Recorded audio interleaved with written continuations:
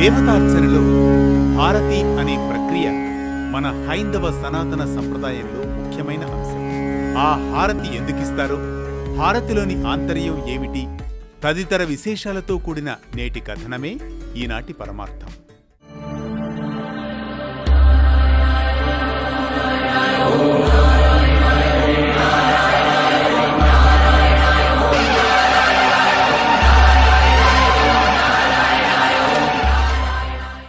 భగవంతుని పూజలో చేసే అనేక ఉపచారాలలో హారతి అనేది ఒక దివ్యమైన అంశం. దీనినే నీరాజనం అని కూడా అంటారు. దీపం లేదా దీపాలు లేదా కర్పూరం వెలిగించి పూజా విగ్రహానికి సమర్పించడం, మూల విరాట్టుకు సమర్పించడం అనేది హారతిలో ప్రధాన విషయం. ఇందుకు అనుబంధంగా కీర్తనలు, సంగీతం కూడా ఉంటుంది. పాటలు, శ్లోకాలు, మంత్రాలు చదువుతారు. దీనిని హారతి లేదా ఆరతి అని కూడా అంటారు. హారతి సమయంలో భక్తులు పాట లేదా భజనలో పాలుపంచుకుంటారు. అనంతరం హారతిని కళ్ళకద్దుకుంటారు.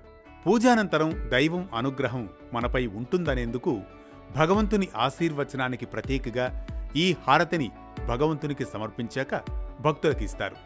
తద్వారా దివ్యమైన వెలుగు, ఆ వెలుగుతో పాటు స్వామివారి దివ్యమైన అనుగ్రహం మనకు ఓ తేజస్సుగా మన లోపలికి ప్రవేశిస్తుందని పెద్దలు చెబుతారు. కర్పూర హారతిని కళ్లకు భక్తితో స్వీకరించడం ద్వారా మనలో సానుకూల ఆలోచనలు, ఆత్మస్థైర్యం, మనోధైర్యం పెరుగుతాయని, ప్రతికూలతలు నశించి సానుకూల దృక్పథం ఏర్పడుతుందని పండితులు చెబుతారు.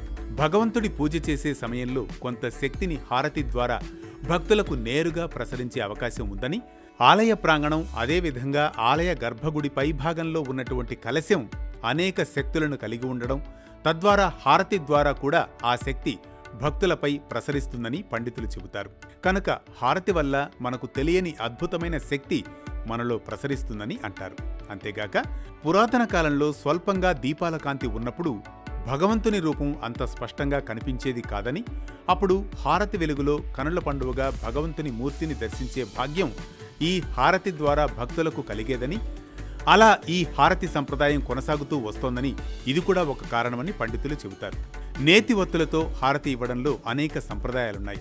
1, 2, 3, 4, 5, 6, 11, 16, 20 ఇలా వివిధ సంఖ్యల ఒత్తులతో హారతులిస్తారు. హారతి తర్వాత మంత్రపుష్ప పూజ జరుగుతుంది.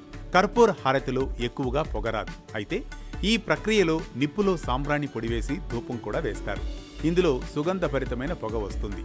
ఉత్తర భారతదేశంలో జై జగదీశ హరే అనే పాట దాదాపు అన్ని పూజల్లో వాడుతారు. ఈ భజన గేయం వివిధ దేవతల స్తోత్రాలకు అనుగుణంగా సాగుతుంది. దక్షిణాదిలో హారతి విధానం మరింత వైవిధ్యం కలిగి ఉంటుంది. మంగళం అనే పదంతో అంతమయ్యే పాటలు, శ్లోకాలు ఎక్కువగా పాడుతారు.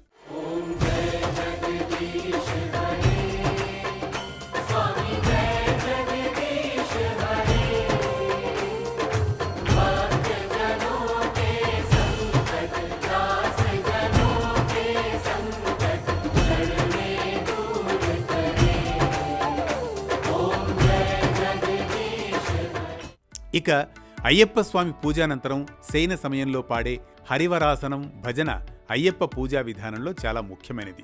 అంతేగాక హరివరాసనం విశ్వమోహనం హరిదధీశ్వరం ఆరాధ్య పాదుకం హరివిమర్దనం నిత్యనర్తనం హరిహరాత్మజం దేవమాశ్రయే. తిరుమల ఉత్తరమాడ వీధిలో నివసించే సమయంలో తరిగొండ వెంగమాంబ హారతి తీసుకొనిదే బ్రహ్మోత్సవాల సమయంలో ఆమె ఇంటి ముందు నుంచి రథం కదిలేది కాదట. అందుకు ప్రతీకగా ప్రతిరోజు రాత్రి ఏకాంత సేవ అనంతరం వెంగమాంబ హారతిని తిరుమల శ్రీ వెంకటేశ్వర స్వామివారికి ఇవ్వడం ఆనవాయితీ. కాలక్రమంలో అది ఒక సేవగా స్థిరపడిపోయింది. ఈ సేవనే తరిగొండ ముత్యాల హారతి అంటారు. ఇది హారతిలోని ఆంతర్యం, పరమార్థం. ధర్మాన్ని స్పృశించే దారిలో, భక్తిని పలికించే పదాల్లో, మనసుకు శాంతి చేకూర్చే శైలిలో మరో ఘట్టంతో వేటు న్యూస్ రేపటి పరమార్థంలో మళ్ళీ కలుద్దాం.